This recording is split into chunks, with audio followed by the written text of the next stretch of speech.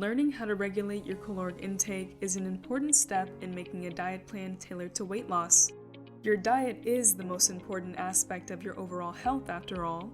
When setting your goal of weight loss, whether you're cutting or simply wanting to slim down, the key aspects you need to take into account are how many calories you eat a day, what foods you eat in a day, and how many calories you burn in a day.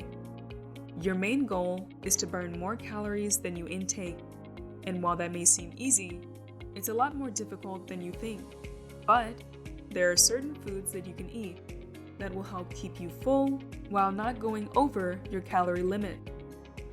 Hello, welcome to Your Health Grid, the channel where you determine your health progress by understanding what you put in your body. Today's topic is healthy, low-calorie foods. Calorie counting isn't just about eating less, it's about making sure you get the recommended amount of nutrients you need while not going over your caloric intake limit. That's a lot harder to do than just not eating as much as you used to. Not only do you have to take into account the alterations you'll make to your diet, but you have to take into account your body's responses as well. That means understanding your body's resting metabolic rate. Your resting metabolic rate plays a large role in burning calories. Some people's metabolisms are fast, which means they burn calories much faster than average. And some people's metabolisms are slow, which means they burn calories at a much slower rate. Knowing how fast your metabolism is will be important for setting a floor and ceiling of sorts to your daily caloric intake. For example, a man who exercises daily and has a daily caloric intake of 2,800 calories would need to consume 10% less calories than is normal, which would be about 2,500 calories in order to start losing weight.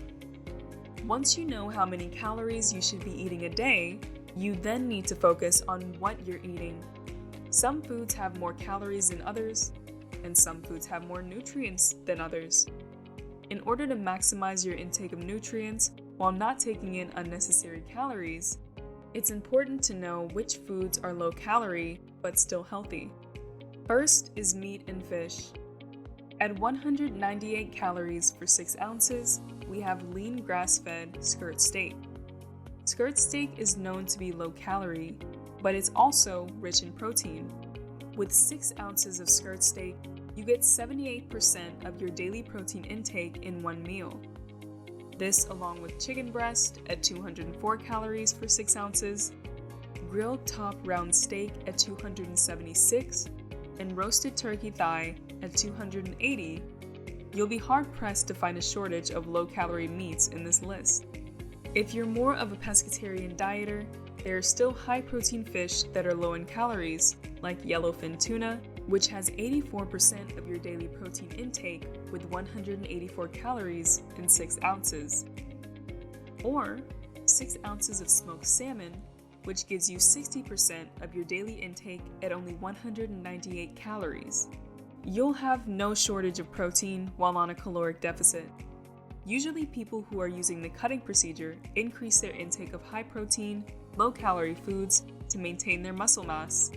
If that's something you're interested in, give these options a try next time you meal prep. Next is vegetables and fruits. Your main objective in fruits and vegetables is water intake, vitamins, minerals, and electrolytes. There are a lot of low-calorie fruits that contain up to 90% water, and some that contain up to 8 vitamins and minerals at a time.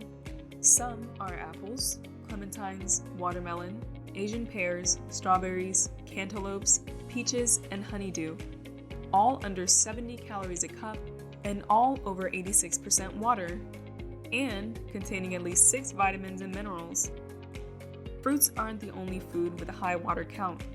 Greens like romaine lettuce, watercress, bok choy, spinach, mustard greens, and arugula contain over 90% water without reaching even 10 calories per cup.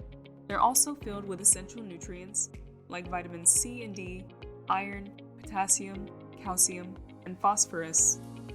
For grains and nuts, whole wheat pasta is going to give you 24% of your daily carb intake in 2 cups, brown rice will give you 34%, and white rice will give you 36%. For caloric deficits, it's typical to have a lower carb diet, since most of our calories come from carbohydrate-based foods. But if you want to eat foods higher in carbs, that's okay, as long as you stay within your calorie limit. For nuts, chestnuts are lowest in calories and contain 4% of your daily value of carbs in every ounce. Other nuts that share these traits are almonds, sunflower seeds, cashews, and walnuts, which is why nuts make a great snack for both low and high calorie eaters.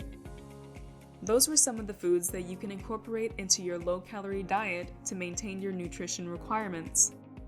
Once again, those requirements are going to be different for each person, so it's important to first find your normal caloric intake range and then your weight loss range. Then, do the same to find your range for your macronutrients. And finally, search for foods that help you maintain those caloric and macronutrient intake goals. Generally, it's healthy to lose about 0.5 to 1 pounds every week. So take the time you need, plan accordingly, and live your healthy lifestyle. I hope you enjoyed this video, and I hope you got something out of it. I have more educational videos available for your consumption on the screen.